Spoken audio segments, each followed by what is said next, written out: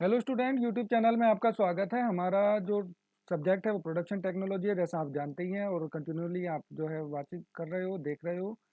और आज हमारा टॉपिक है प्रोग्रेसिव डाई। इससे पहले मैंने आपको दो डाई और बताई हैं, कंपाउंड डाई और कॉम्बिनेशन डाई। कंपाउंड डाई या कॉम्बिनेशन डाई या प्रोग्रेसिव डाई, तीनों ही डाई में से एक ना एक डाई जो है लगभग हर बार एग्जाम में आती है।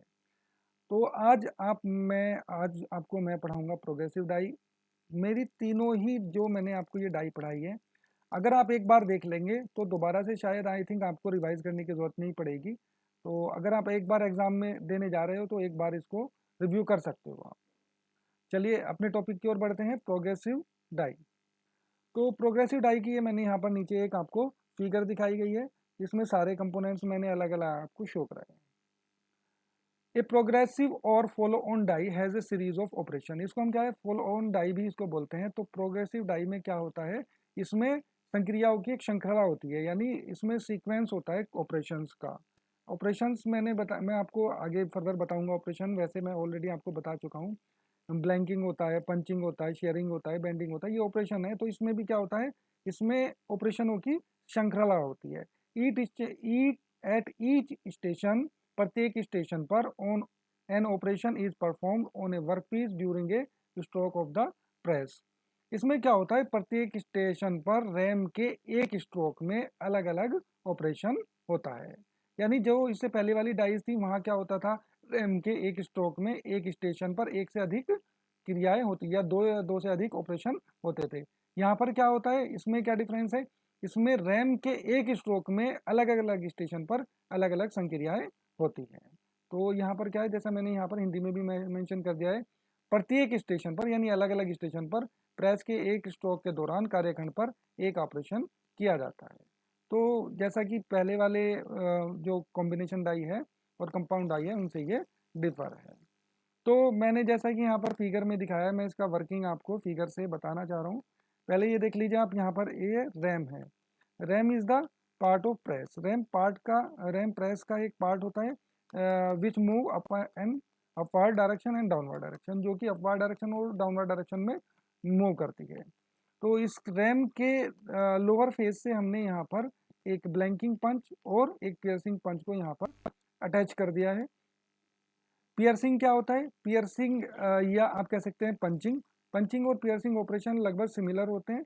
डिफरेंस क्या होता है केवल कि पंचिंग में हम राउंड शेप काटते हैं, पियर्सिंग में जो काटी गई शेप हो सकती है वो रेक्टेंगुलर भी हो सकती है, स्क्वायर भी हो सकती है, कैसी भी हो सकती है। तो यहाँ पर हम पियर्सिंग पंच लगा देते हैं, पंचिंग पंच। या पंचिंग पंच में पंचिंग और ब्लैंकिंग में क्या डिफरेंस होता है कि पंचिंग में काटा गया जो पीस होता है वो स्क्रैप होता है, और ब्लैंकिंग में जो काटा गया पीस होता है वो यूजफुल होता है। तो यहाँ पर हमने दो डाइयाँ लगा दी हैं, दो पंच लगा दिए हैं। तो यहाँ पर देख सकते हो आप, नीचे डाई लगी हुई है और ऊपर ये पंच लगा हुआ है। तो दो पंच लगे हुए हैं, ये ब्लैंकिंग पंच है, एक पियर्सिंग पंच है।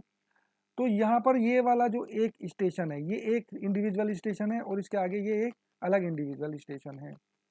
तो यहाँ पर क्या हुआ, यहाँ पर सबसे पहले पियर्सिंग हुआ। पियर्सिंग में ये जो पीस काटा है ये क्या हो गया, हमारा स्क्रैप हो गया है। दूसरा, इसके बाद जो फर्दर ऑपरेशन में ये वाला जो पीस काटा है ये हमारा क्या हो गया, यूजफुल हो गया है। तो जैसे कि आप देख सकते हो, यहाँ पर एक स्ट्रिप रखा हुआ है, इस स्ट्रिप से हमने यूजफुल मटेरियल को कट करना है। तो सबसे पहले जो ऑपरेशन हुआ है उसमें हमने ये यहाँ पर पंचिंग किया है। उसके बाद जो सेकेंड ऑपरेशन हुआ है वो यहाँ पर आप इसे देख सकते हैं, ये शीट को मैंने यहाँ पर दिखाया गया। अब मैं इसकी वर्किंग बता रहा हूँ। इसमें क्या होता है, सबसे पहले रैम डाउनवर्ड डायरेक्शन में मोशन करती है, यानी ऊपर से नीचे की ओर आती है। तब हमारा एक स्ट्रोक होता है, यानी शीट होती है केवल हमारे पियर्सिंग पंच के नीचे। शीट आगे नहीं होती है, कहाँ पर होती है, केवल पियर्सिंग पंच के नीचे। तो यहाँ पर एक ऑपरेशन पूर्ण हो जाता है। इसके बाद क्या होता है, रैम अपवर्ड डायरेक्शन में मोशन करता है, ऊपर जाता है, और उसके बाद ये शीट ऑटोमेटिकली सेकंड स्टेज पर आ जाती है, आगे की ओर बढ़ जाती है। यहाँ पर आप देख सकते हैं, ये यहाँ पर स्ट्रिपर लगा हुआ है। स्ट्रिपर का यूज किस लिए किया जाता है, यानी स्ट्रिपर का यूज किया जाता है पकड़ने के लिए, खींचने के लिए। यानी ये जो शीट है, ताकि पंच और ब्लैंकिंग पंच के साथ ऊपर ना जाए, तो यहाँ पर ये अरेंजमेंट रहता है ताकि ये स्ट्रिप जो है जिससे हमने मटेरियल को काटना है, ये पंच के साथ खींचकर ऊपर ना चला जाए, इसलिए यहाँ पर हमने स्ट्रिपर को लगाया है। ये वर्क करती है as a back pressure plate. ठीक है, तो प्रेशर पैड की तरह यहाँ पर ये एक कार्य करती है। तो ये एक स्ट्रिपर है, ये इस जो शीट से जिस शीट से हमने मटेरियल काटना है इसको ऊपर जाने से रोकती है। तो फर्स्ट स्ट्रोक में क्या होता है, केवल एक पियर्सिंग होता है। उसके बाद ये जो शीट होती है, ये स्ट्रिप जो होता है, ये आगे की ओर मूव करता है और ये यहाँ पर स्टॉपर लगा हुआ है, स्टॉपर पर आकर ये रुक जाता है।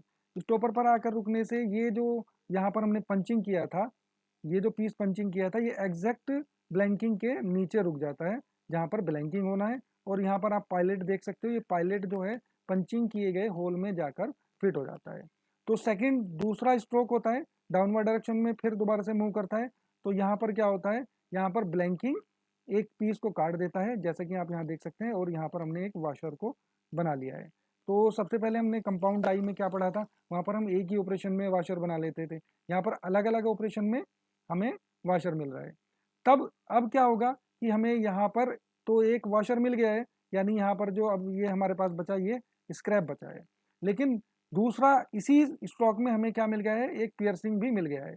तो शुरू का केवल जो स्टार्टिंग स्ट्रोक होता है उसमें ही हमें केवल एक पियर्सिंग ऑपरेशन करना पड़ता है, उसके बाद प्रत्येक ऑपरेशन में हमें फाइनल प्रोडक्ट मिलने लगता है। यानी ये जो स्ट्रिप होता है, यहाँ पर हमें ऑलरेडी ब्लैंकिंग के साथ साथ पियर्सिंग भी हो गया है। अब ये जैसे जैसे आगे मूव करता रहेगा, हमें प्रत्येक स्ट्रोक में, रैम के प्रत्येक स्ट्रोक में एक कार्यकारी पदार्थ जो है, यानी जो प्रोडक्ट हम बना रहे हैं, वो यहाँ पर मिलता रहेगा। तो इस प्रकार ये प्रोग्रेसिव डाई की जो वर्किंग है वो पूर्ण हो जाता है। नीचे आप ये देख सकते हो बोलेस्टर प्लेट है जिस पर डाई को रखा गया है। आपको मैं ऑलरेडी बता चुका हूँ, आप इसके बारे में लिख सकते हो। बोलेस्टर प्लेट जो होती है हैवी होती है और लाइक दैट ये टेबल की तरह वर्क करती है, टेबल की तरह कार्य करती है, जिस पर जो है डाई को फिट किया जाता है। चलिए, इसके रैम के बारे में आप लिख सकते हो, पंच के बारे में लिख सकते हो। अपने जो क्वेश्चंस का आंसर है उसको आप बहुत ज़्यादा एक्सपेंड कर सकते हो, बढ़ा सकते हो। तो अब मैं रिटर्न में बता देता हूँ आपको क्या क्या लिखा हुआ है यहाँ पर। After one stroke and between second stroke the metal strip is transfer to the next station. यानी एक स्ट्रोक के बाद दूसरे स्ट्रोक के बीच में ही धातु की पट्टी अगले स्टेशन पर स्थानांतरित हो जाती है, जैसा मैंने आपको बताया है। After first stroke a finished work piece is made at each stroke of the press. पहले स्ट्रोक के बाद प्रेस के प्रत्येक स्ट्रोक पर एक तैयार कार्य टुकड़ा बनाया जाता है, ये मैंने आपको बता दिया। While the piercing punch cuts a hole in the stroke, the blanking punch blank out a portion of the metal in which a hole had been pierced out pierced at a previous station. यानी यहाँ पर ये कहा है कि जैसे ही हम piercing करते हैं, पियर्सिंग ऑपरेशन होता है एक ऑपरेशन में, उसी के साथ साथ ब्लैंकिंग पंच से साइमल्टेनियसली ब्लैंकिंग भी साथ साथ में होता रहता है, जो कि पियर्सिंग जो है वो पहले स्टेशन पर हो चुका है। दस after the first stroke when only a hole will be punched each stroke of the press produce the finished washer. तो केवल हमें फर्स्ट स्ट्रोक के बाद उससे नेक्स्ट स्ट्रोक में, यानी प्रत्येक स्ट्रोक में हमें फिनिश्ड प्रोडक्ट मिलना, प्राप्त होना शुरू हो जाता है। तो इस प्रकार ये जो थी प्रोग्रेसिव डाई की पूरी वर्किंग मेथड था। इस तरह से आप इसे लिख सकते हैं। तो दोस्तों, उम्मीद है ये आपको समझ में आया होगा। अपने दोस्तों के साथ शेयर करिए। आपकी कोई क्वेरी है तो मुझे आप कमेंट बॉक्स में कमेंट डालिए। Thank you, thanks for watching.